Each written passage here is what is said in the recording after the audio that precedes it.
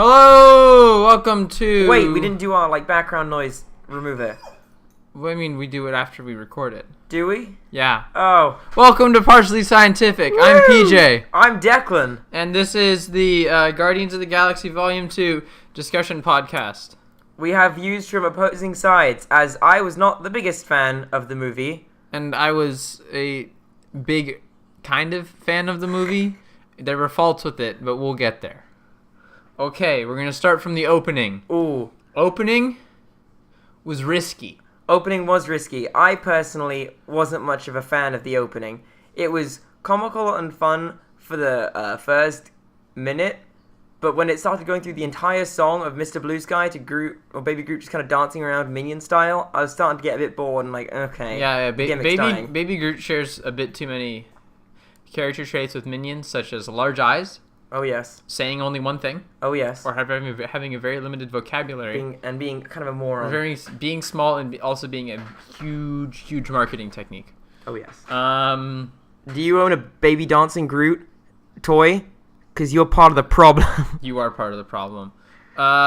What's our next? Oh, so from there... Oh, actually, if we compare it to, the Guardians of the Galaxy 1 intro... I was thinking about the first intro on the way here because I was listening to the soundtrack as I drove my vehicle to this residence. The intro of Peter Quill just dancing around, kicking space rats, and just kind of having a good time dancing in this desolated, ruined area is really... It's a very fun intro and introduction to his character.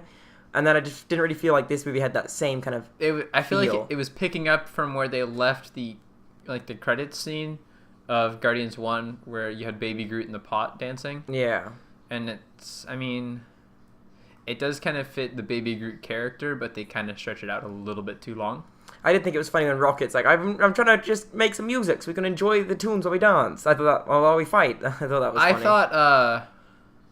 You thought that was funny? I thought it was... I enjoyed that too. That was, that's kind of like a... That was a huge theme through the movie. Yeah. Where they would always put on music during a fight. The characters would put on... They would the soundtrack tied into the actual characters, speaking about it. Like on Yondu shit, they're like, oh, do you have... No, we'll get there. I'm sorry. Here comes Buster. Buster has opinions on the movie too, right, Buster? What's your opinion, Buster? Whoa! The audio is just spiked.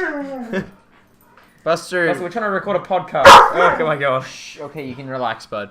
So, from Baby Groot dancing to them defeating that massive interdimensional Japanese tentacle porn thing. That was Sorry, really Bolton, if you're listening to this. I loved when he was like, oh, it doesn't make any sense. Why would you attack the inside? The skin is the same thickness from the inside as it is the outside. That was a very funny line. That was funny. I was just thinking about what Drax's logic was there, but then again, yeah, Drax he's an interesting. He had a bigger role in this movie. He did have a bigger role in this movie. He did well. So from there they go to the weird golden people, and Chris Pratt's like, the exchange with that was funny. That was really funny. I will have to experiment with your archaic ways. And just for research purposes only. Research. Mm-hmm. And then there was the stealing the batteries. Yeah, and those batteries, the second he helped, I was like, I got them. I was like, I wonder how those will tie in later. So they basically, those batteries drove the entire plot. Oh yeah. They drove that entire conflict with golden people. I don't actually know their proper names. The Sovereign. The Sovereign? We are the Sovereign. We are so beautiful and amazing and smart. They needed to... But look at our fleet as they escaped. It got destroyed instantly. Yeah, they'll just need to cram it. The quantum asteroid field was fun. I was really psyched because we learned about quantum stuff in physics, and I thought do they just stick the word quantum in front of something and expect it to be? And then the asteroid's changing position, popping out of one area, entering another. I was like, oh, sick! It's actually a quantum asteroid field. That was quite tense. And then they had their argument. And yeah, it was funny, and then it kind of got okay, a little bit stretched out, and then they hit the asteroid. Oh wow, didn't expect that to happen. But the arrival of Ego. Yes. That was pretty cool. Yeah, he destroyed everything. I thought it was about to be the Heart of Gold ship. I thought that's what my exact thoughts were. That should have been the Heart of Gold rather than the sphere. It wasn't even the sphere. It was an oval. It was an No. The sphere that they use in the I see what you mean, yeah. Hitchhiker's Guide movie. So the Hitchhiker's movie, the Heart of Gold is basically the most OP ship in existence and just kicks total butt.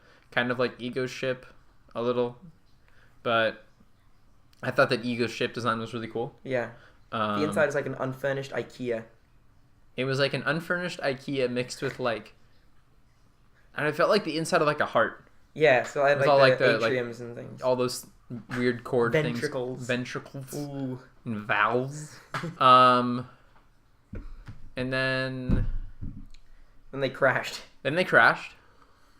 Everyone bails with, I don't know, Drax, He's Gamora. just flying out back of the ship. Yeah, Drax. Shooting things. Yeah. Oh, that was fun when they dragged him behind the ship. Yeah. That was funny. Like definitely no way in hell he could have survived, but still really cool. And they're just I like sliding into trees. I like the spacesuit sign, like spacesuits for emergencies only or for fun. That was nice. Then they crashed. They're like, okay, I'm your dad, Peter. And he's like, oh, I don't know if I trust this guy or not. And then it's like, okay, we're gonna go off with Mystery Spaceman, who says he's my dad.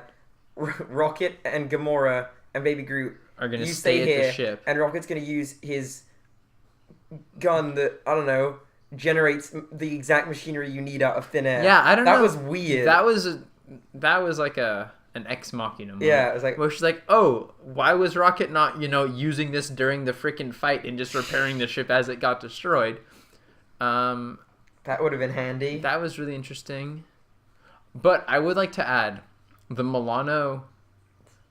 sounds of the Milano are so good. The Milano ship design itself is really awesome. No, because they use an internal combustion engine for the sound of it. So it sounds like, I am a car guy, so I like it. I'm going to Google the sound. Milano ship sound. Where is it? Oh, and the beginning was interesting. We kind of forgot the very beginning when they were in Missouri. Oh, that was good. And the young Kurt Russell. Yeah, young CGI Kurt Russell was really good. And they were like, and then they went to a Dairy Queen. They went out back of the Dairy Queen. And then he's like, here's my special flower, which is actually me. So, did you think, did you pick up on the meaning of that flower or think it was going to have any special purpose? Oh, I knew it was going to have special purpose. Oh, I was an idiot and just thought it was, okay, I can't find the That was introduced at the beginning, and then he was like talking to him later, which we'll get to, but the second, so if they introduce something at the beginning of the movie, it's usually going to pop up back at the end. I just thought it was like a cool little gift to Peter's mom. I know, it wasn't really a gift because she didn't take it. She was just like, oh, that's pretty... to see it, I have to come out back behind a Dairy Queen. Yeah. That was an interesting placement for it, too. And then...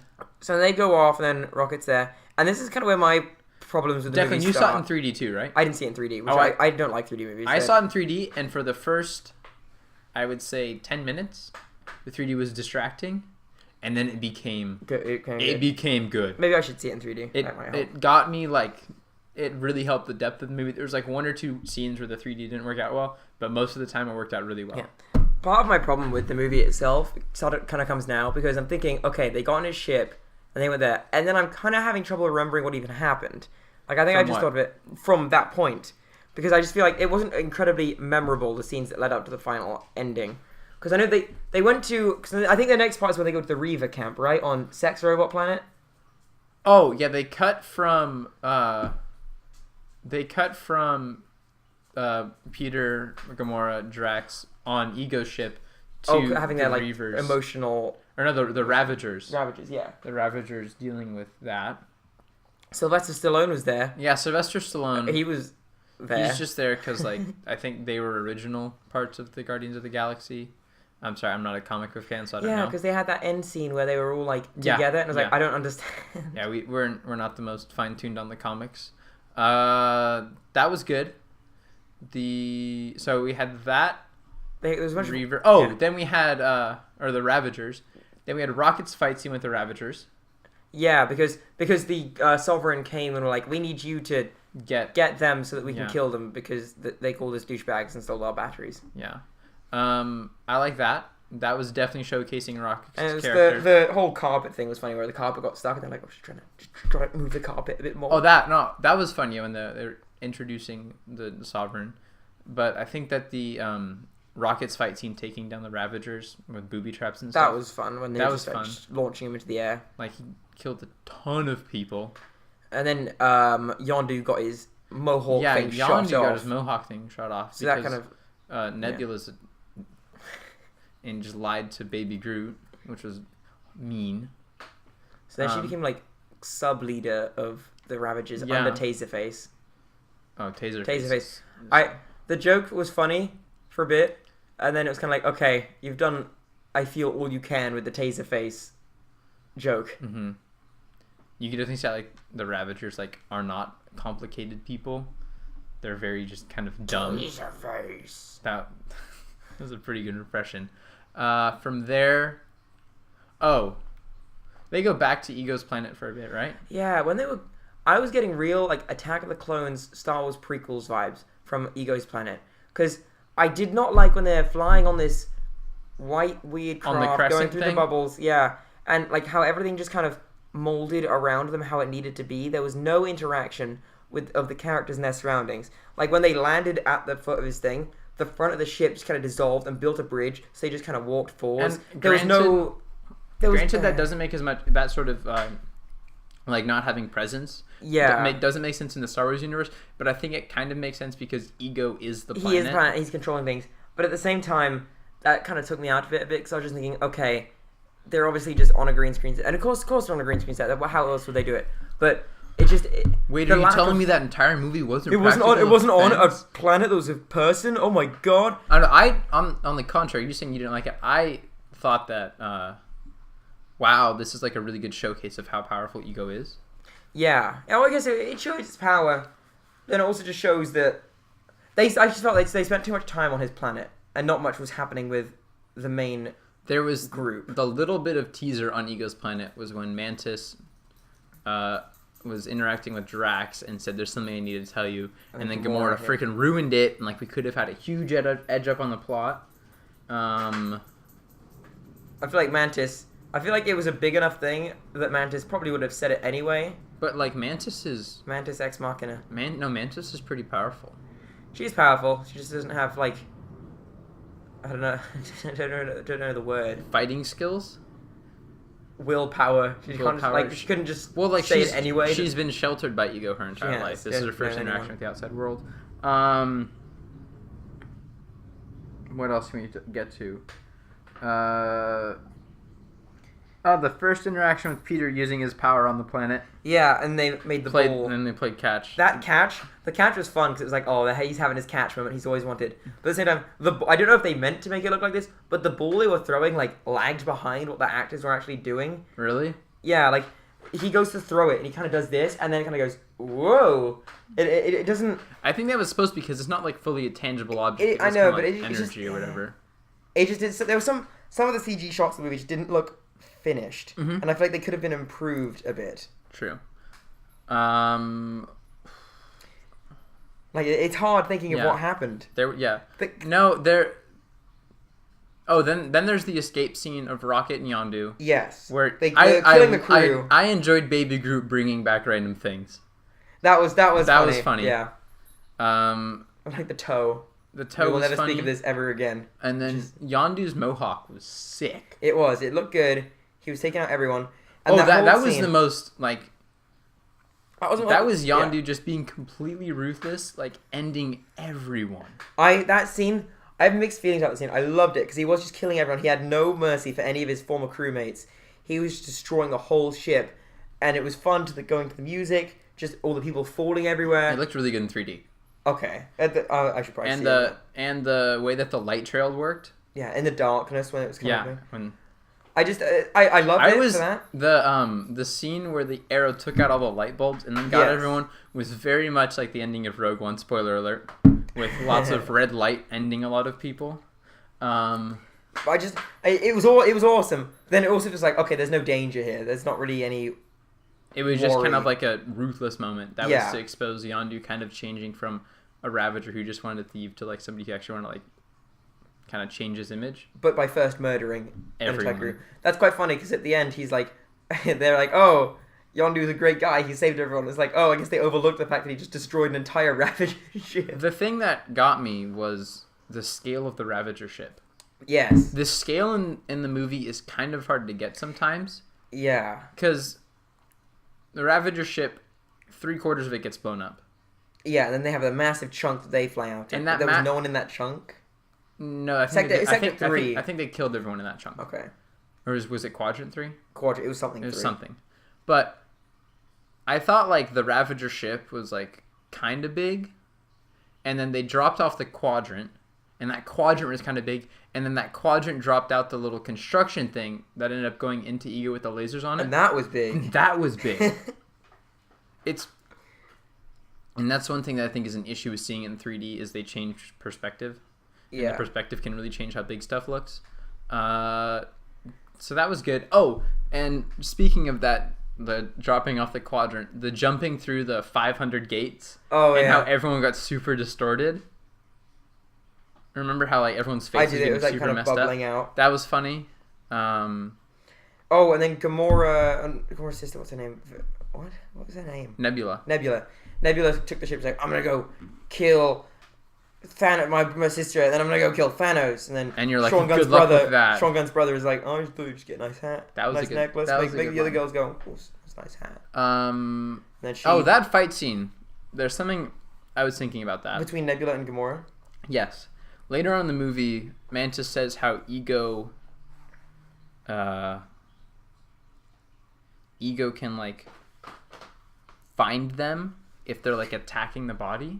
Yeah. Or if they're attacking his planet, which means that Ego is completely ignoring Nebula and Gamora fighting on the surface and doing absolutely nothing to protect her. Protect Gamora. To protect Well, Gamora. I don't think he needed to protect Gamora all that much. It's funny that that pile of bones was there. He was also kind of dealing with Peter at the time because he was trying to like teach Peter the light, try and take Peter's power. So I think he was a bit preoccupied. And the thing that was interesting when Gamora lifted up the massive gun, for a second I was like, wait, what the hell? And then I remembered earlier on, Ego says that this has like the gravity of your moon. Yeah. So but then they're walking around normally. Yeah. Well, he didn't say it had the gravity of the size. the moon. It's the size of the moon, and then it wasn't even that dense. Like it didn't have that much. Yeah. And Gamora is pretty strong. Yeah, I think I would just chalk it up to her being strong because the gravity looked normal. But Nebula, I think, is actually stronger than Gamora is. Well, yeah, because she's been outfitted with and she like. There's multiple times in the movie where she literally is like falling like at 70,000 miles an hour and just stops by grabbing a ledge. Yeah, like her arms have been ripped off. That is insane. I thought the fight scene between her kind of bothered me a bit because I was like, okay, you've flown a Milano in, you're shooting her with these explosive rounds that aren't doing anything. Yeah. You've ran a ship into her but missed. You fired more at her in a tiny cavern and missed. You've crashed your ship. It's all firing. For the convenience of the plot. Yeah, and then it's like, I think Gamora shoots a million guns into you. You fall upside down, crash to the ground, it explodes, there's fire everywhere, and then she picks you back out of it? Like, I was just, she's still make up your mind. And then I don't understand why Ego didn't destroy all the bodies of his fallen children. And like, you have the power to manipulate matter. Why not turn it into something useful other than just keeping it in the totally exposed he cave? Just threw a bunch of it wasn't even like he vaporized them. He just had corpses and just tossed them, let them rot in there. Yeah, that was interesting. And then it was like, and then the simultaneous thing where Peter is getting like his mind absolutely blown by Ego, and then he's like, I put the tumor in your mom, and then that was where shit got hectic. Yes, I liked how they had Peter's eyes go black, so you like could tell the galaxies. You could tell the exact moment that he cared. I think from that point when he's like, it's like, you're the reason my mother is dead. That's when the movie started picking back up again. Yeah. Because once,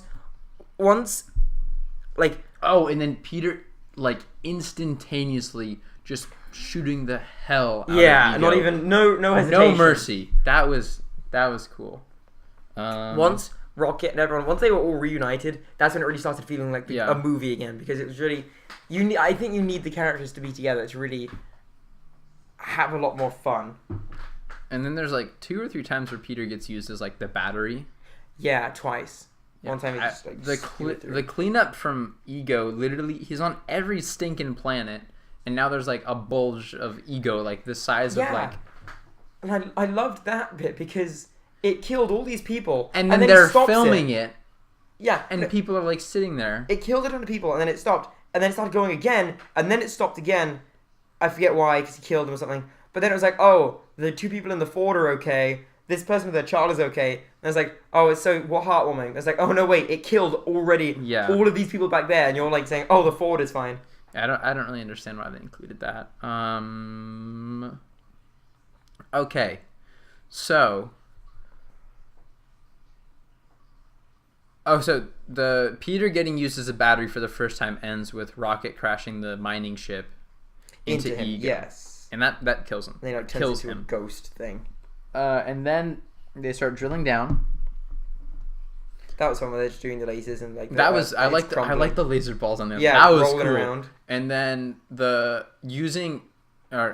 using her arm to power the. Oh yeah, I like that. Start. That was cool. And also the fact how it just absolutely destroyed the entire stinking fleet of the Sovereign. I know. That was hilarious. They are funny. so dumb. It was like, so Peter Quill's dad has flown in and just Ego's flown in and destroyed you all in one go. And now you gotten destroyed by a ship, a mining ship, that's spinning powered in a by circle. some chick's arm. Yeah, firing lasers. So okay, cool. That was nice work, guys. That was pretty lame. Baby Groot on the inside of the thing. Yeah, I mean, I thought that was better. That's probably the strongest. No, the strongest Baby Groot performed in the movie. Was that scene? No. Was when there's the Yondu killing everyone on the Ravager ship. Yeah. And he goes after what I think would be the one guy who poured beer on him. Probably. That was good. Some of the scenes I wish they hadn't included in the trailers, like the I can feel people's feelings thing, and then the Baby Groot, and then the Baby Groot learning how the bomb works. Yeah. I think they put some of their best bits of comedy in the trailers, and I feel like other times they were really trying to force comedy in there that just didn't work. There was some laughs that I had that the rest of the theater didn't, and some laughs that the theater had that I didn't. Yeah, it was a real mix on who got the comedy. Yeah, which I think strayed from the original. Soundtrack, you can't match the original, but it was still solid. I don't know. I cannot remember. No, the best moment of the soundtrack that gave me straight up chills was when Chain started playing, and when Peter first started using the light to mess up Ego. When they start shooting around like flying. That was like the climax of the movie for me. Was that moment. I didn't enjoy that personally because I was thinking Peter's just learned his powers. He's fighting. No, because that was when Ego was literally just crushing everyone into the rock.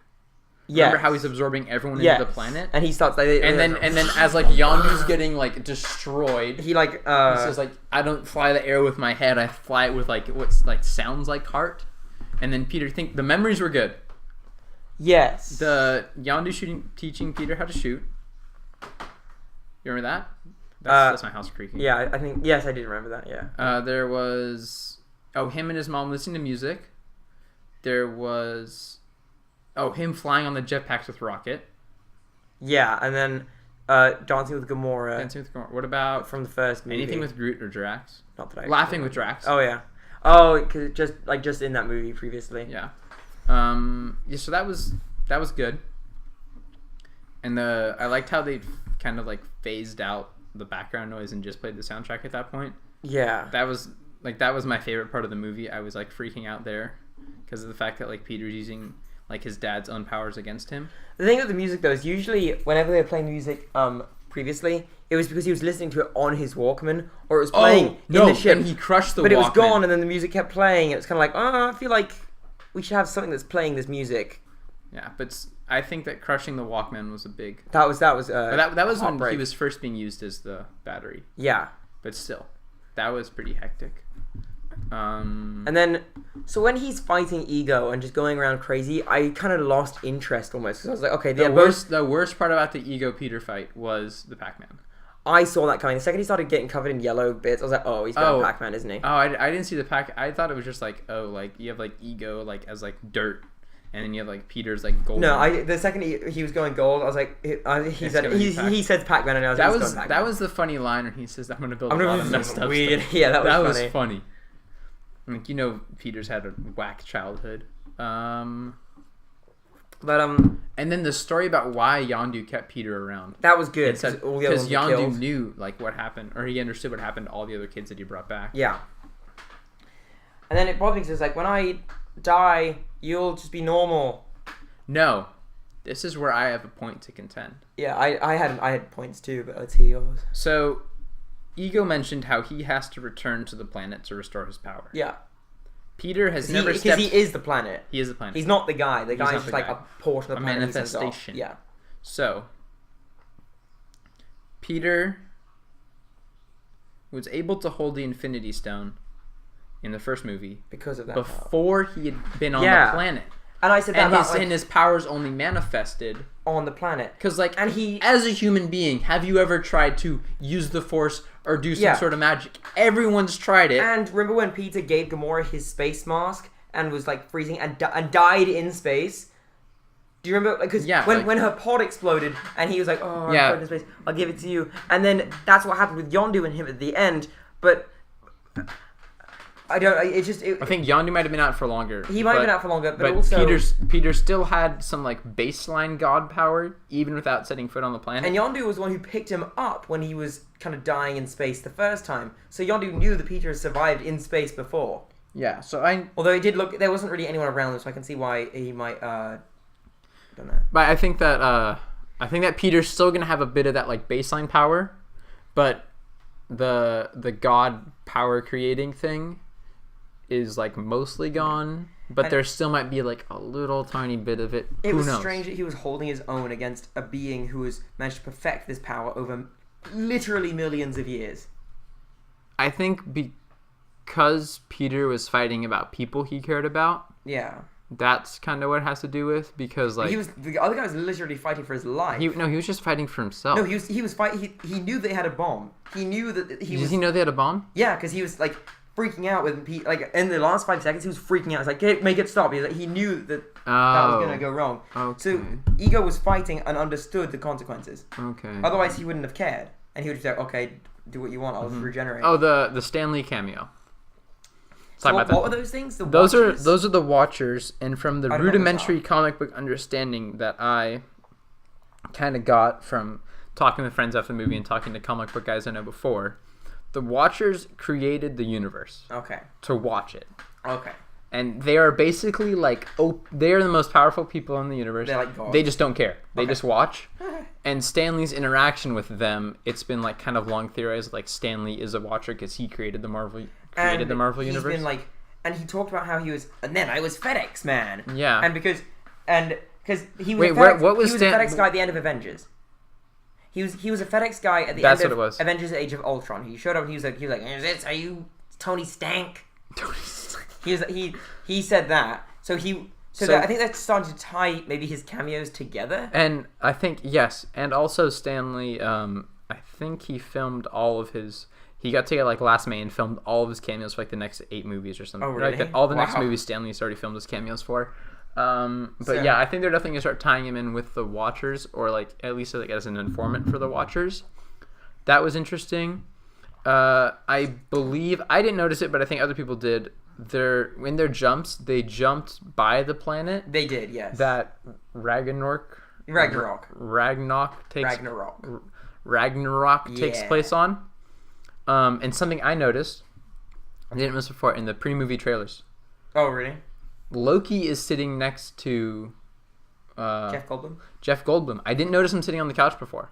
You didn't? No, I didn't notice it in that fight scene. That movie's gonna be hectic because you're also gonna see like Thor get messed up and brought down low. Finally back. Find out where Hulk he's been. Dude, who knows where Hulk has been? Honestly, on that planet apparently. What the heck? The ships in Ragnarok look cool, but that's beside the point. So Rocket gave Yondu. He's like, I've got 1 jetpack and 1 spacesuit.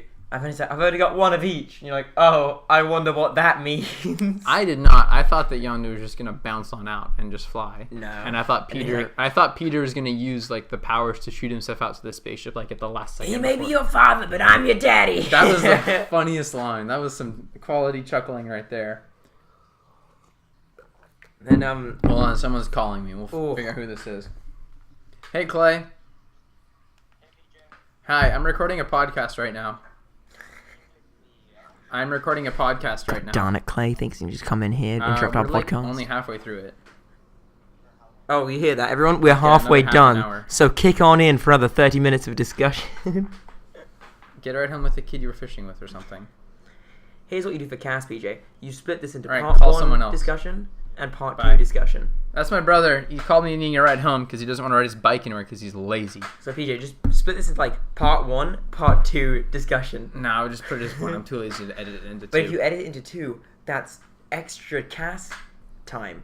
It's fine. I don't care. So, wait, what else can we do? What else are we talking about?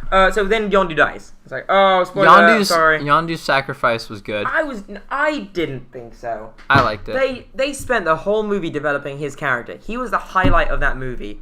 He had a whole arc in that movie. They finally got him to be a really awesome character, a really great addition to the Guardians of the Galaxy. So welcome to the Guardians of the Galaxy, and then 5 minutes later he's dead.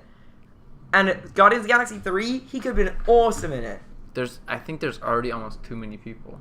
Because they've got Mantis. They got Mantis, Drax, Rocket, Gamora, Peter, Groot, Team Groot now. Team Groot, Dude, thank Team God Groot's he's Team Groot, that's funny. Oh my, Team He was Groot's gonna funny. have some mood swings. Then Nebula, kinda. No, to an Nebula. extent. I think Nebula's just in there because they're gonna end up taking down Thanos. So she'll be in for Infinity Wars. Oh yeah. Part 1 and part 2, baby. Who else are they gonna get? Who even knows? They'll probably get the stupid.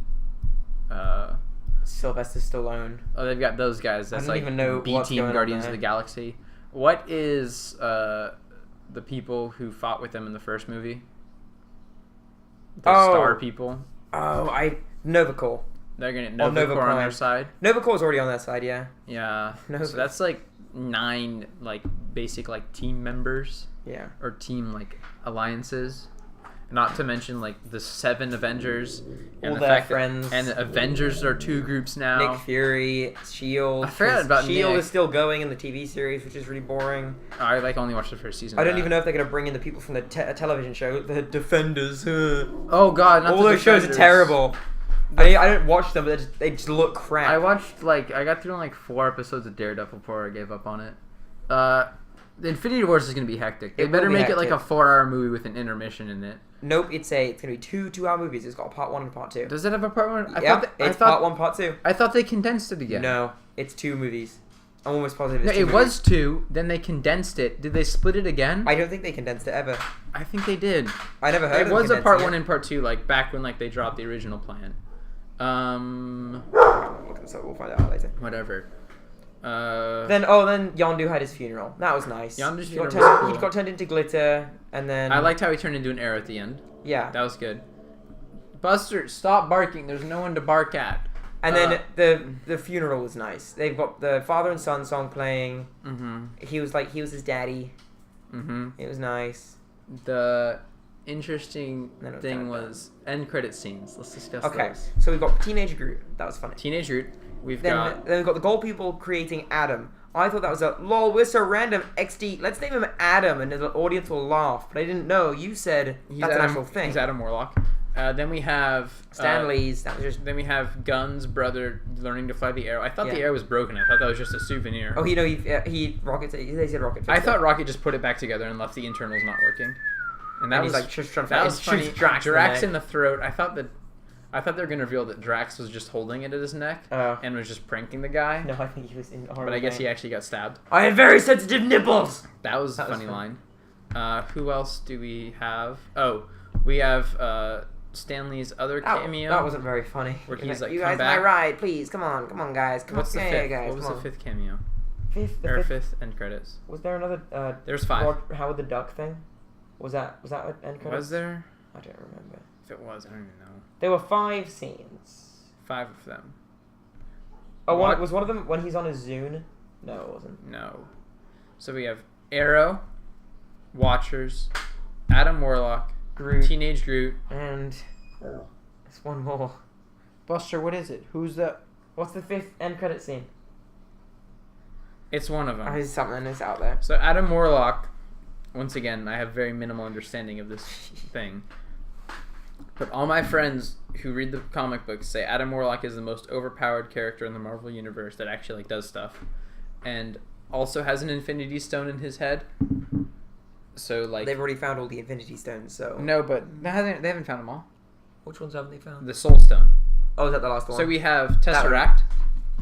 We have Loki's one that's now in Vision's head. Yeah. We have the red stuff in Thor: Dark World. Oh yeah, I never saw that movie. You never saw it was in that. Time Gem. Time Gem. From Thingy. And then the Soul, which is the last one. Wasn't that the purple one? In Guardians 1? Oh wait, heck. Yeah. They've already found all the stones. No way they have all 5. Because there's the red one, there's the blue one, there's the yellow one in yellow Vision, one, there's the purple one in Guardians, purple one in Guardians, and the Time Stone. The green one in whatever. I think there's a center one in the Gauntlet. Oh, is there a center? Okay. Yeah. So that's the Soul Stone. But then which is coming out first? Infinity War or Next Guardians? Because the Next Guardian. Is the Next Guardians going to deal with the Sovereign again, or is Infinity War going to deal with the Sovereign? Because you have to get that last Infinity Stone. No, I think that because Adam Warlock in the comic books led the charge against Thanos in Infinity. Against Thanos? Yeah. Oh. So the Next Guardians is probably going to deal with Adam Warlock being born of the Sovereign, and then like realizing that they're absolute dipwads because like he is the next evolution. Yeah. So like hopefully he'll realize that the people who made him are absolute a-holes, and then like transfer over to the Guardians. What a bunch of a-holes.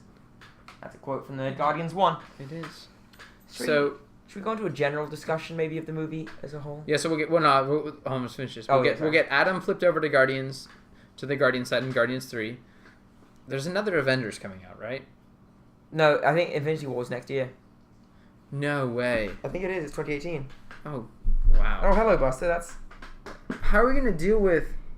I know, so much. How are we going to deal with the Avengers coming back together after Ultron? War release date. Oh, yeah, it's part 2. Yeah, May 4th, 2018. Oh, that's Star Wars Day 2018. So it comes out in, like, almost exactly a year. Wait, hold on. Untitled Avengers film come out in 2019. Black Panther next year. Ooh, that'd be good. Ugh. Oh, it's February 16th. Sick. So, we'll get, like, another Avengers film, which will be, like... Exactly a year later. Part 2, probably. I'm confused. There's so much going on. Because, like, they need to get the Avengers back together, which may happen in Ragnarok. No, I tell you when it will happen. Spider-Man. It's my...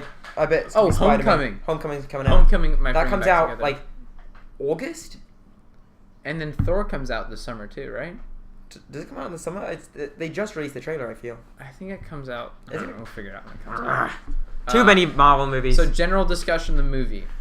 Okay, I think they didn't plan it / location hop enough. Because if you think about it... No, I think there was a lot of location hopping, but the location hopping was between plot lines that were pretty much all their own thing, and they all kind of stayed in the same spot. If we're talking about where Peter went, Peter's the main idea of the movie. So he was on the Sovereign planet, then he crashed out on another planet, then he went to Ego. That's it. That's three places for him. In the other one, he's on Earth. He travels to the Ravager ship. He's on wherever he steals. He finds Gamora for the first time, he's on that planet where he finds that thing. Then he goes onto that prison ship.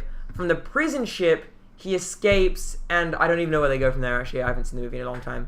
But what my point being is, there's a lot more. There's a lot more action. There's a lot more travel. There's a lot more location, and that's the location they interact with. Like there were so many good moments in Guardians 1 that I feel like Guardians 2 didn't really not capture, but present as well. Like you've got the idea of when they brought back the whole Rocket likes to take disabled people's things. It's like, leave the eye, because when he wakes up, he won't have an eye. Yep, that was that little harking back to that. But like the whole I need your leg thing. But then that guy probably also died. Actually, in the previous movie, he mentioned asked for that guy's eye. He's like, and I need that guy's eye. And then he went, oh no, I'm just kidding. But then I guess the second movie, they harked back to it and got it. So I don't know. I just feel like I don't know. I talked about it earlier. The main thing is just the interaction with the world. There was so much interaction with the previous film. Mm-hmm. This one didn't share that.